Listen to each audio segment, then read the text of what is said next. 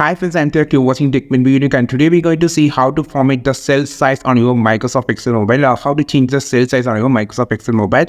And if you're new to this channel, make sure to click on subscribe button below. We just quickly move on to the video. So how to use a format cell size in your Microsoft Excel mobile is just going to show in this video.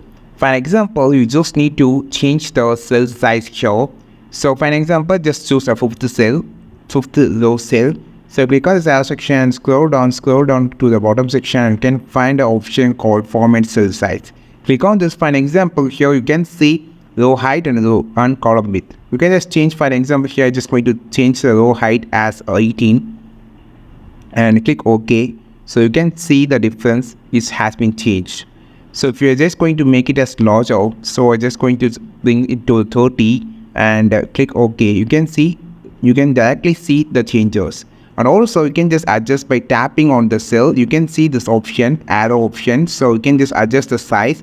You can see it already changes the height here also. You just need to change the column height. Click OK and just zoom it out. And just click on the A section and you can see this option here. You can just move this and you can just increase the cell size.